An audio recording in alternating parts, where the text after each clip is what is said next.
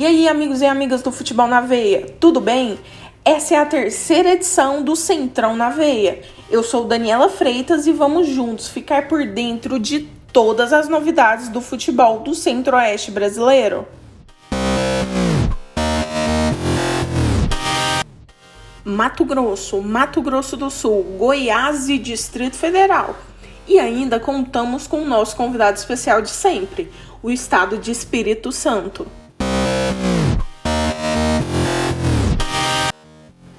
Antes de mais nada, se estão ouvindo pelo YouTube, deixe seu joinha, se inscrevam no canal e ativem o sininho para receber todas as notícias do futebol do Brasil e do mundo em primeira mão.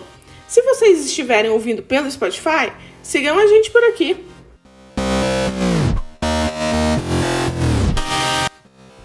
Sem mais delongas, hoje vamos começar pela terra do sertanejo. E aí, Bruno Gabriel, como tá o futebol goiano?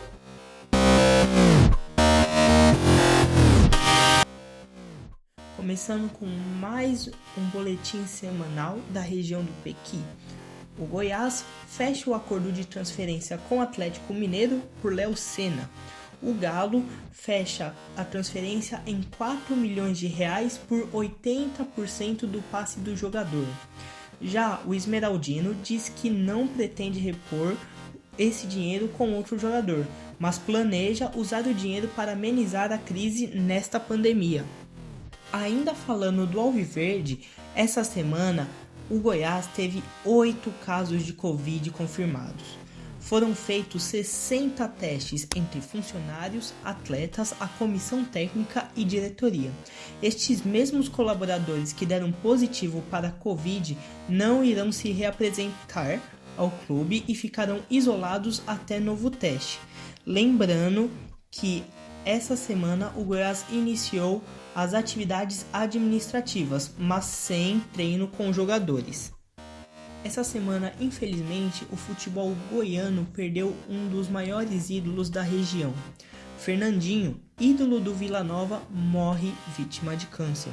O ponta-direita participou demais da conta de 3 dos 4 títulos seguidos do Colorado no Campeonato Goiano, de 77, 78 e 79. O atleta ainda teve um feito que poucos atletas conseguiram realizar, onde ele conseguiu jogar pelo Santos na época de Pelé e companhia. Falando agora um pouco sobre ações solidárias, o Goianésia distribuiu cestas básicas e álcool em gel para as pessoas menos favorecidas. O clube, que fez uma parceria com o ex-jogador Wendel Lira, sim, aquele mesmo jogador que ganhou o prêmio Puskás da FIFA de 2015. O ex-jogador rifou a camisa dele e ao todo somou 420 cestas básicas, 555 unidades de álcool em gel, 1 tonelada de produtos de limpeza, 100 cobertores e mais de R$4 mil em dinheiro. Espiando um pouquinho mais dessas notícias massa, o Vila Nova se junta com o Atlético Goianiense para mais uma ação solidária. O Colorado e o Dragão serão divididos em 2 grupos para ver quem arrecada mais. O time Alfa será responsável por ajudar a instituição Terra Fértil. Já o time Beta vai ajudar o abrigo Comendador Valmor. As arrecadações começam no dia 8 de junho, próxima segunda-feira. Então é isso, galera. Essas foram as notícias da região de Goiás. Bruno Gabriel falando. Muito obrigado.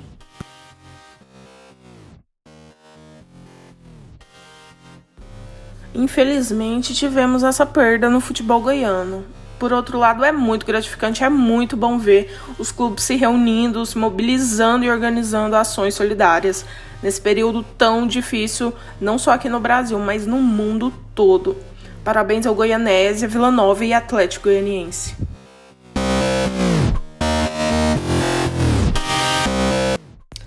Agora, saindo do estado de Goiás, vamos a Mato Grosso do Sul com Isabela Brito.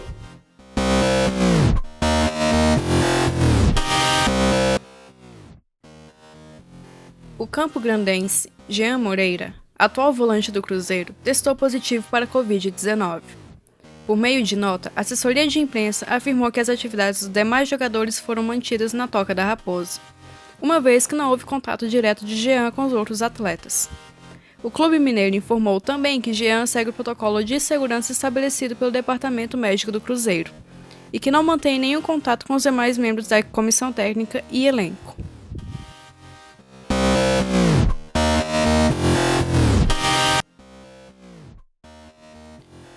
O corumbaense foi julgado e punido pelo Tribunal de Justiça Desportiva nesta quinta-feira.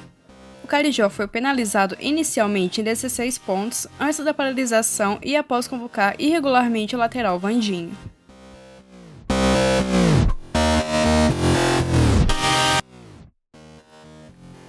Wanderson Rocha foi suspenso em 2019 enquanto atuava pelo Comercial. Em entrevista, o árbitro da partida, Thiago Alencar Gonzaga, relatou que houveram ofensas por parte do atleta e o mesmo foi punido com 2 jogos de suspensão. Inicialmente, Vandinho cumpriu a penalidade diante do Águia Negra e Operário.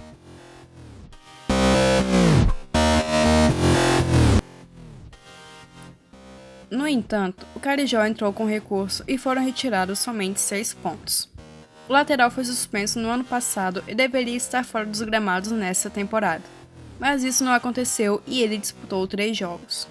Após a decisão do TJD, o sul-mato-grossense se manteve na Série A, ocupando a 8ª colocação, e estará apto para disputar o mata-mata e as quartas de final. Isabela Brito, para o Futebol na Veia.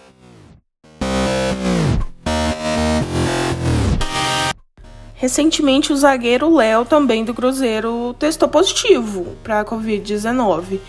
Que os atletas sejam isolados e tratados e que possam se recuperar em breve. A gente torce muito para isso. Já falando do corumbaense, trouxemos informações na edição passada e a Isabela Brito atualizou a gente sobre a atual situação da equipe sul-mato-grossense, julgada e punida pelo TJD.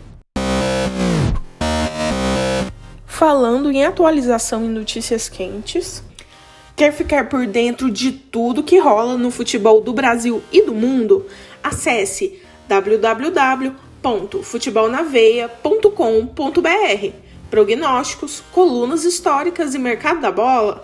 Futebol na Veia, o jornalismo está no sangue.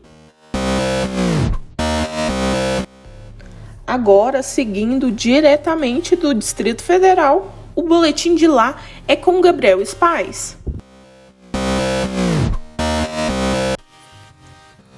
E agora as notícias do futebol de Brasília, aqui no Centrão na Veia. Pois é, e sobre a volta do futebol candango. Se iniciou a fase de elaboração de um protocolo de segurança para a volta do Campeonato Candango 2020 aqui no Distrito Federal.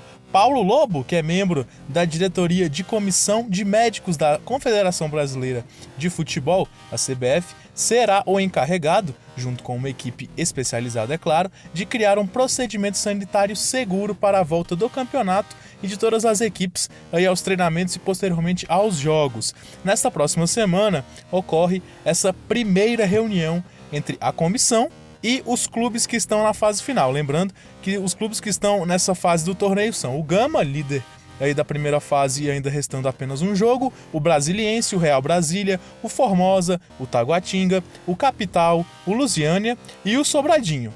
O próprio Paulo Lobo, em entrevista ao Correio Brasiliense aqui em Brasília, disse que já tem em mãos protocolos de outros estados, ok? E que o mais importante é a saúde de todos os profissionais envolvidos aí nos clubes e na organização do Campeonato Candango 2020. Lembrando que, além da fase final, como eu acabei de citar, ainda existe um jogo a ser jogado pela primeira fase, que será aí entre Gama e Real Brasília. As duas equipes estão aí respectivamente em primeiro lugar o Gama e em terceiro lugar o Real Brasília. Os confrontos das quartas de final até o momento são Gama e Sobradinho, Brasiliense e Lusiânia, Real Brasília e Capital, Formosa e Taguatinga. Lembrando também que o Capital foi o primeiro clube a se movimentar para uma possível volta aos treinamentos aqui no Distrito Federal. E lembrando também, inclusive, mais uma lembrança, que o Distrito Federal soma até o fechamento desse boletim 15.850 casos de Covid-19 e 192 mortes. Eu sou o Gabriel Spais, diretamente de Brasília, para o podcast Centrão na Veia. Que as autoridades responsáveis sejam cautelosas nesse retorno e que tudo seja feito com toda a segurança possível. A gente sabe que esse momento é muito delicado. Para finalizar, vamos para as informações de Espírito Santo com o Vitor Eduardo. De olho no retorno das competições, a Federação de Futebol do Espírito Santo pediu ajuda ao governo do estado para testagens da Covid-19.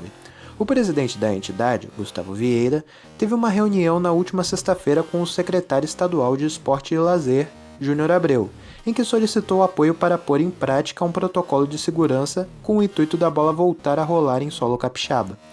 Além dos testes em atletas, comissões técnicas e árbitros, a FES também solicitou um auxílio para a implementação dos protocolos sanitários.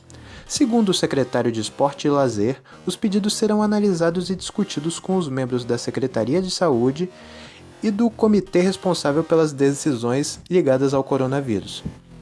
Sem a bola rolando, os dirigentes do Vitória promoveram uma ação solidária e se uniram para doar cestas básicas aos funcionários do clube.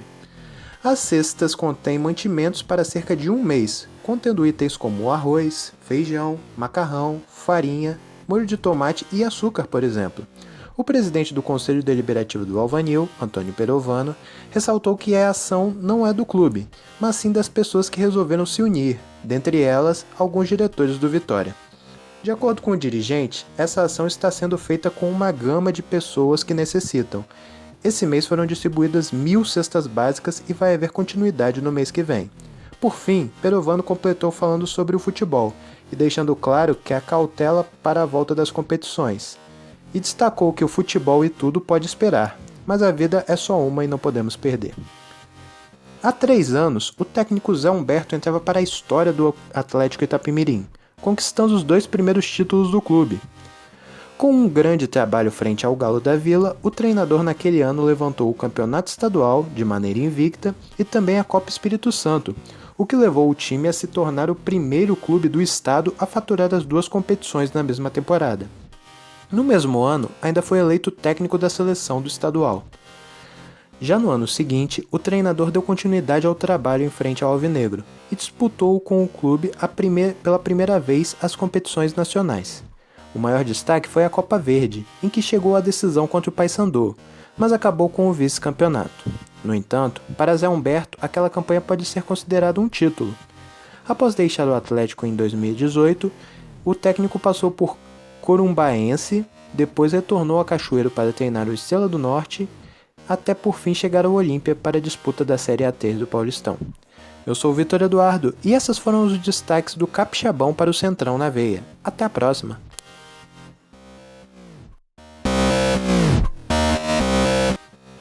E termina aqui a 3ª edição do nosso Centrão na Veia.